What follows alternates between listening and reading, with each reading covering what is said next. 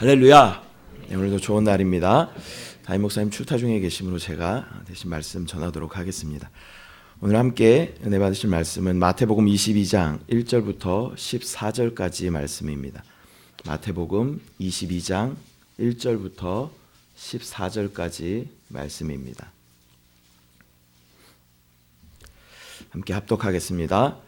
예수께서 다시 비유로 대답하여 이르시되 천국은 마치 자기 아들을 위하여 혼인잔치를 베푼 어떤 임금과 같으니 그 종들을 보내어 그 청한 사람들을 혼인잔치에 오라 하였더니 오기를 싫어하거늘 다시 다른 종들을 보내며 이르되 청한 사람들에게 이르기를 내가 오찬을 준비하되 나의 소와 살찐 짐승을 잡고 모든 것을 갖추었으니 혼인잔치에 오소서 하라 하였더니 그들이 돌아보지도 않고 한 사람은 자기 밭으로 한 사람은 자기 사업하러 가고 그 남은 자들은 종들을 잡아 모욕하고 죽이니 임금이 노하여 군대를 보내어 그 살인한 자들을 진멸하고 그 동네를 불사르고 이에 종들에게 이르되 혼인잔치는 준비되었으나 청한 사람들은 합당하지 아니하니 내거리 길에 가서 사람을 만나는 대로 혼인잔치에 청하여 오라 한데 종들이 길에 나가 악한 자나 선한 자나 만나는 대로 모두 데려오니 혼인잔치에 손님들이 가득한지라 임금이 손님들의 보러 들어올세 거기서 예복을 입지 않은 한 사람을 보고 이르되 친구여 어찌하여 예복을 입지 않고 여기 들어왔느냐 하니 그가 아무 말도 못하거늘 임금이 사환들에게 말하되 그 손발을 묶어 바깥 어두운 데에 내던지라 거기서 슬피 울며 이를 갈게 되리라 하니라. 청함을 받은 자는 많되 택함을 입은 자는 적으니라. 아멘. 오늘 말씀은 예수님께서 천국을 비유로 말씀하여 주시면서 어느 나라의 이야기를 들려주고 계십니다. 그 나라의 임금은 아들의 결혼을 위해서 성대한 잔치를 베풀었습니다. 혼인잔치 신랑은 예수 그리스도이시고 신부는 교회를 의미하기도 합니다. 그런데 공교롭게도 초대한 사람들이 그 잔치에 오려고 하지 않게 됩니다. 다급해진 왕은 종들을 보내서 다시 모든 음식들이 다 준비되어 있다. 모든 것이 다 준비되어 있으니까 와서 먹기만 하라고 종들을 보내서 다시 한번 간청하게 됩니다. 모든 음식이 다 준비되었다라는 것은 하나님께서 우리의 모든 구원의 그 잔치를 하나님께서 이미 다 예비해 놓으셨다. 은혜로 예비해 놓으셨다라는 것을 의미합니다. 그러나 사람들은 종들의 말도 무시하고 가버렸습니다. 어떤 사람들은 밭에 일하러 가고 어떤 사람들은 가게에 장사하러 가게 됩니다. 그리고 할 일 없이 있던 나머지 사람들은 심지어 그 종들을 잡아서 때려서 죽였습니다. 처음 초대된 사람이라는 것은 유대인들을 의미하는 것이죠. 보내진 종들은 사도들을 의미합니다. 이에 경노한 왕은 군대를 보내서 그 마을 전체를 다 진멸하게 되는 것이죠. 먼저 한 나라의 왕이라 함은 다스리는 자를 상징합니다. 우리 안에 절대적인 권력을 가지고 또 절대적인 능력을 가지고 권위를 가지고 우리 안에 역사하시는 우리 하나님 아버지를 의미하는 줄 믿습니다. 백성은 마땅히 그 권위 아래 순복해야 되는 줄 믿습니다. 백성은 왕의 권위 아래 또 그 질서 아래 그 위계 아래 순복해야 되는 줄 믿습니다. 그런데 초청된 백성들은 그것을 거절했다라는 것이죠. 예수 그리스도를 보내서 그 신랑을 보내서 이스라엘 백성들에게 다시 한번 이분이 바로 예수 그리스도 메시아다라고 이야기하지만 백성들은 그를 거절하게 됩니다. 그 혼인잔치에 거절하게 되는 것이죠. 그리고 왕이 모든 것을 진멸했다라는 것은 우리 종말에는 반드시 심판이 있다라는 것을 의미하기도 합니다. 또 1세기에 또 로마 군대를 보내서 이스라엘 백성들을 또 모두 흩으셨던 것들을 의미하기도 합니다. 그리고 나서 왕이 종들에게 말했습니다. 잔치는 준비되었는데 손님이 없다. 내가 초대했던 사람, 첫 번째 초대했던 그 사람들은 자격이 없다. 너희들은 가서 번잡한 거리로 나아가 아무나 만나는 대로 잔치에 초대하라라고 이야기합니다. 종들은 거리로 나갑니다. 그래서 만나는 모든 사람들을 초대합니다. 선한 자나 악한 자나 병든 자나 모든 자들을 다 초대합니다. 그리고 나서 잔치의 자리가 가득 차게 됩니다. 그래서 잔치가 시작이 되었습니다. 그런데 왕이 나가서 둘러보니까 잔치에 예복을 입지 않고 앉아 있는 사람이 있는 것을 발견하게 됩니다. 왕은 신하들을 시켜서 그를 끌어내라. 그리고 어두운 곳에 던지라라고 말합니다. 이 부분이 예전엔 이해가 잘 안 됐습니다. 기껏 초대해 놓고 그 사람이 거기서 잔치 자리에 앉아 있다. 예복을 입지 않고 앉아 있다고 해서 그 사람을 바깥 어두운 데로 내쫓아라. 라는 것이 처음엔 이해가 되지 않았습니다. 그런데 계속 말씀 묵상하고 또 이렇게 서적들을 읽어보면서 예전에 그 중동 문화를 우리가 보면요, 이 내용을 우리가 좀 이해를 할 수가 있는데 그 당시 중동에서의 어떤 문화는 초대한 사람이 초대받은 사람에게 예복을 이렇게 전달하기도 합니다. 그러니까 예복이라는 것은 초대장의 의미를 가지고 있다라는 것이죠. 그래서 그 예복을 반드시 입어야만 내가 이 초대에 응했다라는 의미를 가지고 있다라는 것입니다. 근데 그 사람은 그 자리에 앉아 있었지만 그 예복을 입지 않았다라는 것이죠. 이것은 예복을 갖추어 입었다, 갖추어 입지 않았다 이런 의미가 아니라 초대와 거절의 의미가 있는 것이죠. 그러니까 예복을 입지 않고 그 자리에 앉아 있는 것은 그 거절했던 그 잔치집 밖에 있는 사람들과 다를 것이 없는 것이죠. 그래서 그 사람은 쫓겨나게 되는 것입니다. 이 거룩한 예복이 우리에게 교훈하는 것은 무엇일까요? 이 예복은 바로 거룩함을 의미하는 것이죠. 거룩함의 의미에 대해서 우리가 담임 목사님 통하여 계속 듣고 있습니다. 거룩함은 구별되다라는 의미죠. 구별되다. 그 잔치집과 그 잔치집 밖에 사람들이 구별되는 것은 그 예복을 입었는가 입지 않았는가로 구별된다라는 것입니다. 내가 아무리 보기에 좋고 깨끗한 옷을 입었더라도 예복을 입지 않으면 그 잔치집에 합당하지 않다라는 것이죠. 아무리 우리가 이 말씀은 자격과 누림에 대한 말씀입니다. 온전한 자격을 가진 자만이 그 누림에 합당하다라는 것이죠. 더 쉽게 설명을 해보면요, 요즘에도 이렇게 예식이 있죠. 결혼 예식이 있죠. 근데 결혼 예식을 하면서 이렇게 우리가 접수를 하고 또 이렇게 부주도 하고 하면 식권을 줍니다. 식권. 식권 예전에 이렇게 스티커도 하나씩 이렇게 붙여줬어요. 그 스티커가 없으면 거기 들어갈 수 있어요, 없어요? 못 들어갑니다. 이 스티커가 바로 예복과 같은 것이죠. 이 스티커가 있어야 그 안에 들어가서 마음껏 먹고 누릴 수 있다라는 것이죠. 그 예복이 우리에게 있는가? 그 거룩함, 구별된 예복이 우리에게 있는가라는 것입니다. 현대를 살아가는 사람들에게 옷이란 굉장히 중요한 것이죠. 아침에 어떤 옷을 입느냐에 따라서 하루의 어떤 기분이 이렇게 분위기가 또 바뀌기도 하고요. 또 새로운 옷을 이렇게 딱 입으면 또 기분이 이렇게 좋죠.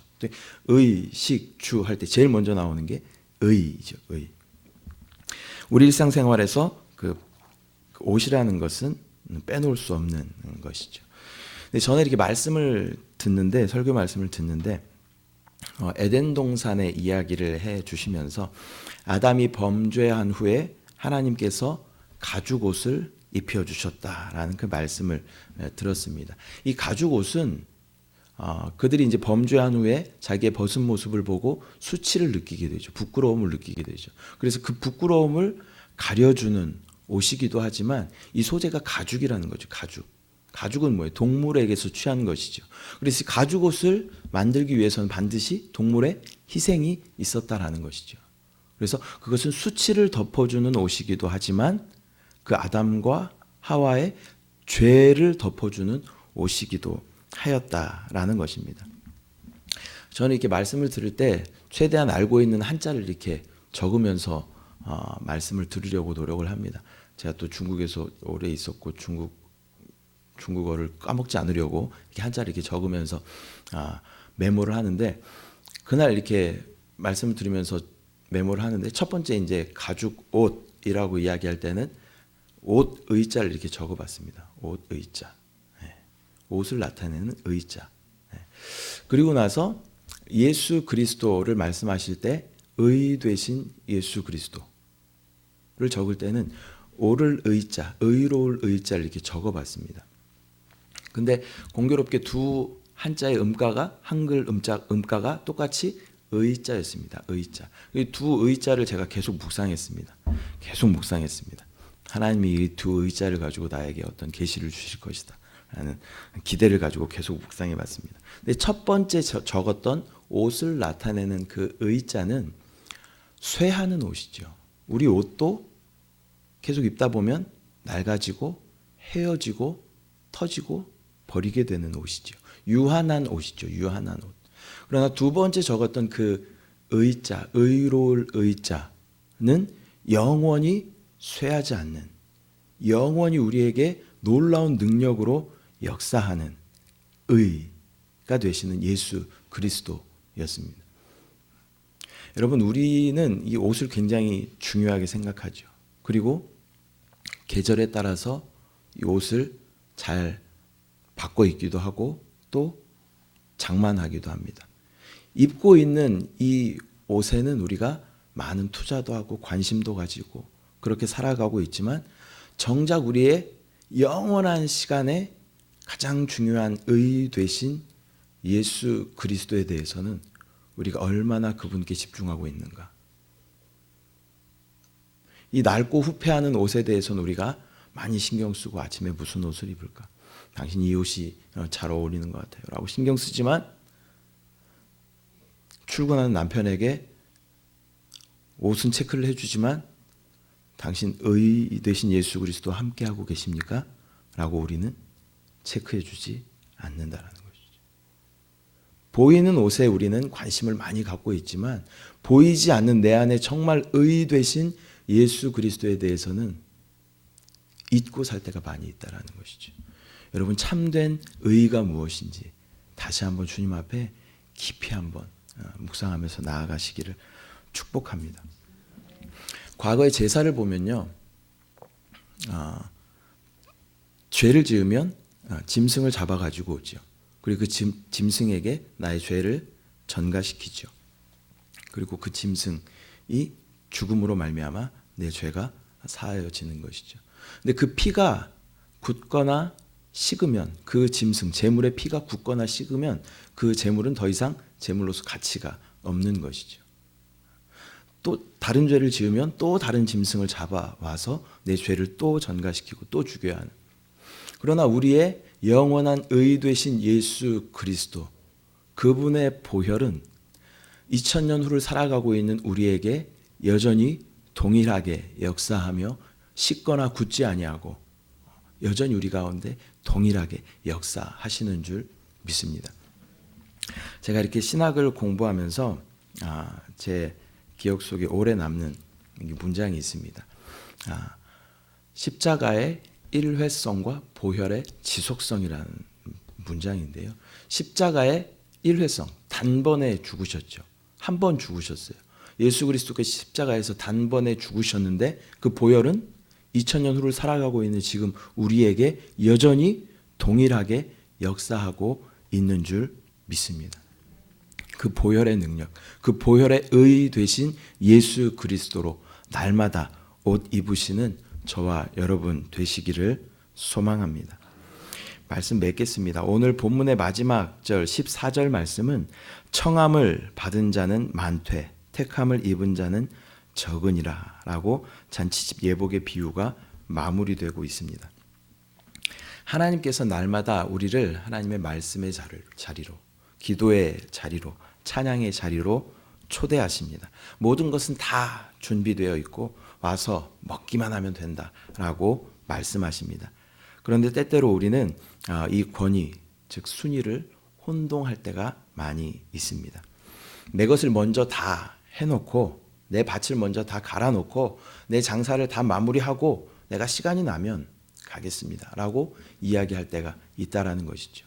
근데 우리는 절대 주권자이신 그 왕의 명령, 그 초청 앞에 우리는 절대 순종해야 되는 사람들인 줄 믿습니다.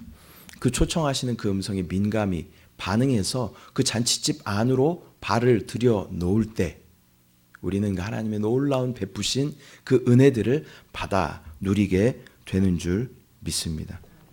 그 보혈로 옷 입고 우리의 연약한 모든 것이 치유되고 회복되는 줄 믿습니다.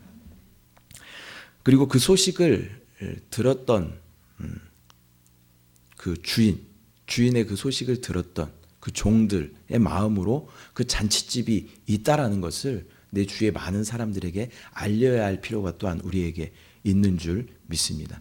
이곳에 영원한 잔치가 있어. 나와 함께 그 잔치에 참여하자라고 그 종의 그 사도의 신분, 그 마음으로 사람들에게 그 잔치에 대해서 소개하고 홍보하고 전파하는 마음이 우리 가운데 있기를 소망합니다. 그 잃어버린 동전을 찾는 여인의 마음으로, 또 잃어버린 한 마리의 양을 찾는 그 목자의 마음으로, 또 탕자를 기다리는 그 아버지의 마음으로 그 영혼을 찾아 하나님 앞에 올려드리는 저와 여러분 되시기를 소망합니다. 그 의로 옷 입으시고 오늘 아침에 또 출근하시면서 또 하루를 이렇게 정리하시면서 또 빨래하시면서 옷을 보시면서 다시 한번 묵상하시기 바랍니다. 내가 이 옷에는 신경 쓰고 있지만, 내가 이 보여지는 옷에는 신경 쓰고 있지만 진정한 의 되신 예수 그리스도를 놓치고 있지 않은지. 그분이 우리의 참 의가 되십니다. 의라는 한자를 보면요, 의가 이 추상명사잖아요. 추상명사. 근데 한자가 위에는 양자가 있습니다. 양자. 그리고 밑에는 나자가 있습니다. 나자. 이 두 글자가 합쳐져서 의로울 의자가 된 거예요. 굉장히 놀랍지 않습니까? 저만 놀랍습니까? 나 스스로는 절대 의로울 수 없는데 어린 양이신 그분을 내가 옷 입었을 때 의로워질 수 있다라는 것이죠. 나자. 나는 그냥 나예요. 근데 그 어린 양이신 그분으로 내가 옷 입을 때 내가 온전한 의롭게 됨을 경험하게 된다는 것이죠. 우리 안에 참 의가 되시는 예수 그리스도께서 계시는 줄 믿습니다. 그분으로 옷 입고 오늘 하루도 승리하시는 여러분의 삶이 되시기를 축복합니다. 사랑의 주님, 은혜와 사랑을 감사를 드립니다. 우리 안에 영원히 쇠하지 않고 영원히 우리를 거룩하게 구별하시는 의 되신 예수 그리스도께서 계심을 믿음으로 바라봅니다. 또 그분을 내가 맛보아 알물 주님 앞에 고백합니다. 그분의 선하심과 어떠하심을 내가 알았다면 또 그 의를, 또 그 잔치를 내가 또 많은 사람들에게 전파하고 소개할 수 있도록 주여 오늘 하루 만나는 사람들에게 의 되신 예수를 소개할 수 있는 거룩한 하루 될 수 있도록 주여 은혜로 채워 주시옵소서. 또 각자 가지고 나온 기도의 제목들이 있습니다. 하나님, 먼저 그의 나라와 의를 구할 때 이 모든 것을 채우신다 말씀하시는 주님을 경험하는 귀한 기도의 시간 되게 하여 주시옵소서. 믿음으로 주님을 바라봅니다. 주님을 찬양합니다. 주님을 사랑합니다. 감사드리고 예수님의 이름으로 기도드립니다. 아멘.